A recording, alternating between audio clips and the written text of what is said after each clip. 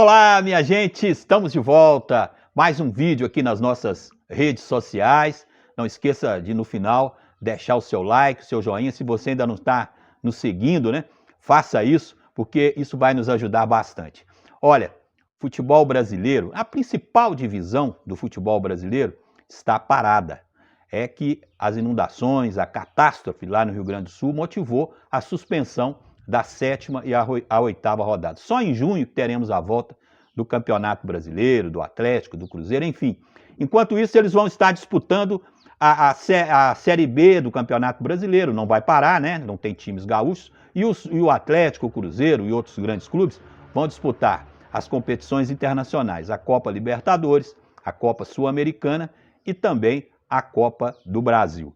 Mas eu quero falar para vocês hoje sobre o que aconteceu esta semana, um baque, um trauma que vai ficar no jornalismo esportivo, né, no Brasil.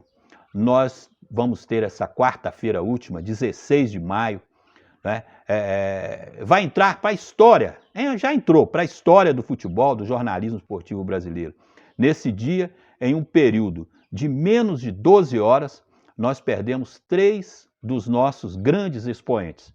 Aqueles que, além de tudo que eram enquanto profissionais, pela longevidade no exercício do trabalho, acabaram se tornando também contadores de histórias e uma grande referência para todos nós, seus colegas de trabalho, mas, sobretudo, milhões de fãs e admiradores por todo o país. Nós perdemos de uma vez só o Washington Rodrigues, o Apolinho, que teve a sua vida ligada ao rádio esportivo, Silvio Luiz, que foi de tudo um pouco, mas se consagrou como narrador esportivo, né? Antero Greco, apresentador, jornalista, com seu jeito irreverente, capaz de nos informar e divertir ao mesmo tempo, sempre com muita ética, com muita honestidade. O futebol, minha gente, não seria o que é em nossos corações se não existisse aqueles que contam as histórias dos jogos, que são os cronistas esportivos. Esta categoria que hoje, por uma série de motivos, foi muito banalizada, escancarada pelo avanço das mídias nas redes sociais, que coloca no mercado gente despreparada, né? Gente que às vezes não usa também de bons propósitos, né? De boas práticas para o exercício dessa profissão.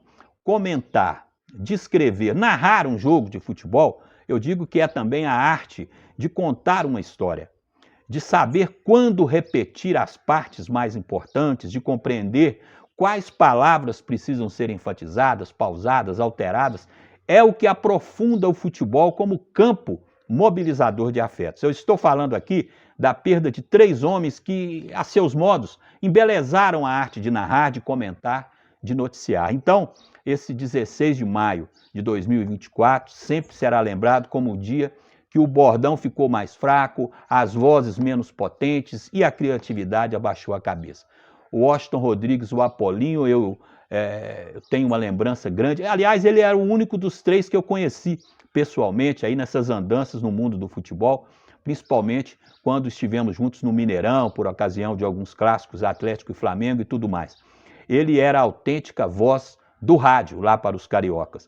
E durante muito tempo, lá em Tarumirim, na minha terra natal, eu sinto uma saudade grande do meu pai, porque ele tinha o hábito de ouvir os jogos do seu Vasco da Gama pelo rádio e pela Rádio Globo, com o Apolinho participando e tudo mais. Quando eu estive perto dele, né, conversando com ele lá numa cabine do Mineirão, eu me senti realmente emocionado e muito realizado. Um cara gentil, simpático, né, e que sempre foi muito bacana com todos aqueles focas, entre aspas, do jornalismo, como eu na época que estava começando. Com relação a Silvio Luiz, aquela voz rouca, isso marcou uma época na TV.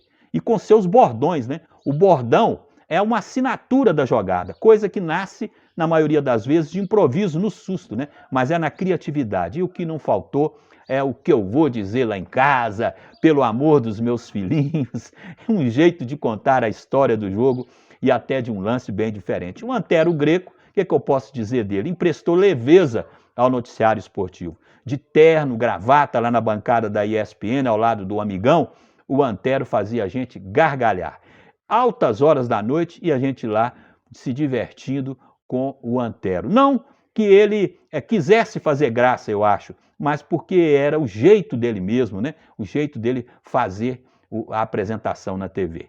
Bom, para finalizar, é sempre cedo, né? Essa é a verdade, para ir embora, né? Para morrer. Então eu espero, olha, que nesse rabo de foguete nossos colegas façam a sua última e derradeira viagem, né? Lá para o alto, né? E que sejam felizes nessa nova etapa de suas vidas no outro plano espiritual. A vida depois da morte, eu acredito. Então, certamente vai haver futebol também. É isso, minha gente. Um abraço para todos. Não esqueçam de deixar o like, o joinha, né, aqui no nosso vídeo, e compartilhar, né? Porque isso vai nos ajudar bastante. Um beijo a todos e um bom fim de semana.